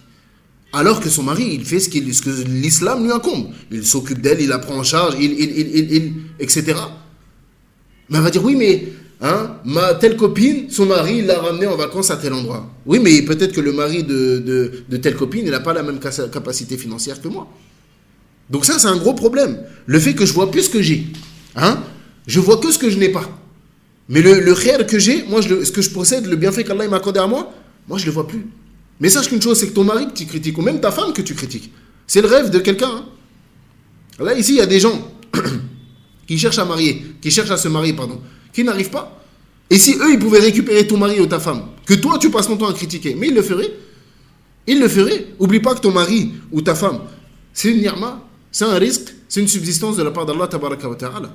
Donc ça, c'est ces influenceurs et la porte qu'ils ont ouverte, hein, et même la porte qu'ils ont ouverte après, concernant ceux qui vont utiliser les codes de l'influence dans le djinn, c'est une catastrophe. Aujourd'hui, tu trouves que ça. Tu trouves des gens, soi-disant, des douat, soi-disant, des prédicateurs, ceux qui prêchent l'islam, utiliser les mêmes codes que les influenceurs.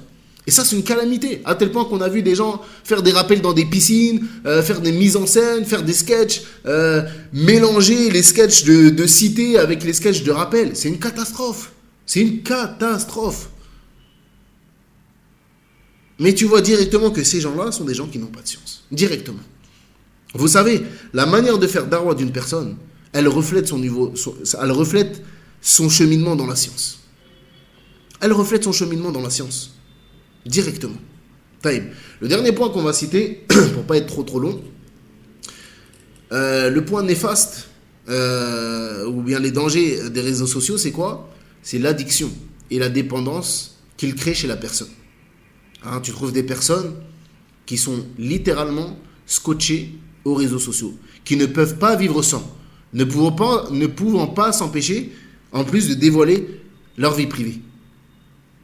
Et ils sont totalement addicts, totalement accros, à tel point que s'il y a une notification qui sonne sur son téléphone, il s'empresse de la regarder. Il ne peut pas vivre sans réseau social. Il ne peut pas vivre sans quoi? Sans réseau social. Et il y a un autre piège dans ça, dans l'addiction et la dépendance. C'est quoi? Ici, c'est lié au djinn. C'est quoi? C'est la surconsommation des courtes vidéos, ce qu'on appelle les réels. La surconsommation de ces réels-là. Ça amène deux problèmes. Ça amène deux problèmes. Donc, on ne dit pas que les réels ne sont pas bien. Du tout, c'est bien. Et de faire des rappels via réel, c'est une bonne chose. Mais, ça, comment dirais-je? Ça entraîne deux problématiques. La première, c'est que la personne, elle pense que ce qu'elle fait, c'est suffisant. Yani le fait que moi, je me contente de regarder des réels de religion sur Internet, c'est suffisant. Et elle pense qu'elle va apprendre sa religion comme ça, alors que pas du tout. La religion, c'est dans l'apprentissage du dîn, c'est à travers les cours. À travers les cours, on apprend telle matière, on étudie tel livre dans le fiqh, on étudie tel livre dans quoi? Dans l'aqida, dans le mustalah, dans le tafsir, etc. Donc la première chose, c'est que ces gens-là, ils vont penser que... Et ces gens-là, c'est comme ça, après tu vas parler de dîn, hein, il va s'exprimer dans des sujets, hein, alors qu'il n'a jamais rien lu de ce sujet-là, d'accord? Mais il a vu un réel d'un cheikh qui a dit telle chose sur un sujet, parfois dans le fiqh, comme on sait, parfois il y a des divergences, d'accord? C'est même pas parfois, il y a souvent des avis différents dans le fiqh. Lui, il a vu un avis, un cheikh qui a dit une chose, ça y est, il commence à faire la guerre, hein? Il commence à faire la guerre sur quoi? La guerre contre les gens qui disent une chose contraire à la sienne. Alors qu'il ne sait même pas, ça se trouve son avis, il est marjouh. Ça se trouve son avis, c'est pas l'avis le prépondérant. Ça se trouve son avis, il n'est même pas majoritaire. Plutôt même son avis, il est minoritaire. Ça ne veut pas dire que son avis, il est faux. C'est pas ce que ça veut dire. Mais, ça fait, sincèrement, très sincèrement, étudions le fiqh. Étudions le fiqh. C'est un conseil que je donne à moi-même et que je vous donne. Étudions le fiqh. Pourquoi? Parce que plus la personne a étudié le fiqh, et plus sa vision des choses, elle s'élargit. Et il voit qu'il y a des choses qui ne sont pas simplement A ou B. Hein? Il voit qu'il y a des avis qui sont différents. À partir du moment où cette personne-là a un avis différent de toi, et qu'il y a des gens de science qui l'ont précédé dans cela, et que lui, son cœur, il est apaisé dans cela. Il est apaisé, dans cela. Mal mouchkila. C'est quoi le problème? Tu sous-entends que la vérité, elle est que avec toi? Que c'est pas possible qu'une personne ait un avis différent du tien? Ça, c'est typiquement le comportement des gens qui n'ont aucune connaissance dans le fiqh. Aucune. Ils se mettent à blâmer tout le monde et n'importe quoi. Non, ça c'est ci, ça c'est ça. Non, mais il y a d'autres avis, akhi. C'est bien que tu aies cet avis-là, alhamdoulilah. Si tu es apaisé toi dans cet avis-là, walillah ilhamd. Mais moi, je suis apaisé dans un autre avis. Et des gens de science m'ont devancé dans cela. Et tu vois que découle de cela un gros manque de adab avec les savants, avec les ulama. Hein? On lui dit, l'imam Malik, il avait tel... Ça ne veut pas dire que les savants, ils avaient raison sur tout. L'imam Malik, il avait telle position. Moi, je vois que l'avis, la vérité, c'est pas cet avis-là. Il veut dire, ah, mais l'imam Malik, qu'est-ce que tu crois? Tu penses que l'imam Malik, c'est qui? Tu penses que l'imam Ahmed, c'est qui? L'imam Shafi'i, l'imam Abu Hanif, tu penses que c'est ulama? Tu penses que c'est qui? Et ça crée un gros manque de comportement, hein, chez ces personnes-là, qui sont totalement irrespectueux avec les gens de science. Donc le premier problème que ça crée, c'est quoi? C'est comme je l'ai dit, le fait que la personne, elle va penser qu'elle peut apprendre sa religion via ces petits réels-là. La deuxième problématique que ça amène, c'est le fait que la personne, elle ne se rend pas compte du coup que, en fait, elle est en train de perdre son temps. Pourquoi? Parce qu'en fait, elle se réconforte sur le fait d'être sur les réseaux sociaux en se disant quoi? En se disant, oui, mais c'est pas grave parce que je regarde en réalité, je regarde des vidéos liées à la religion. Donc en vrai, c'est pas très grave ce que je fais. Si, tu perds ton temps. Parce que ça, les vidéos comme ça, c'est des rappels. Un rappel, le but, c'est de rappeler, pas d'apprendre. Rappeler quelque chose qu'on sait déjà. C'est un rappel. C'est pas un dars. C'est pas de l'apprentissage. Tu peux apprendre certaines choses via ces petites vidéos-là. C'est pas ce que je veux dire. Mais le but, c'est que c'est des rappels. C'est des vidéos de 2 minutes. Est-ce que tu penses que tu vas maîtriser une question fiqhi en 2 minutes chrono? Si c'était ça, personne ne ferait des cours aussi longs. Est-ce que nous-mêmes, on ferait des cours comme ça, des conférences qui durent 1 heure, 1 heure et demie? Si on pouvait le faire en 2 minutes. Moi, tout le monde le fera en 2 minutes. Mais c'est pas possible. La religion, la science, elle se prend nuit par nuit, goutte par goutte. C'est long, le chemin de la science, il ne finit pas. C'est un océan qui n'a pas de fond. Ça termine jamais la science. Ça termine jamais. Naam. Enfin, bien évidemment, on peut citer beaucoup plus de choses, on peut approfondir beaucoup plus de choses, mais pour pas que ça soit trop long, on va se contenter de ça. Inch'Allahu ta'ala, jazakumullahu khairan wa ahsanallahu ilaykum. ونكتفي بهذا القدر والله أعلم وصلى الله على نبينا محمد وعلى آله وصحبه أجمعين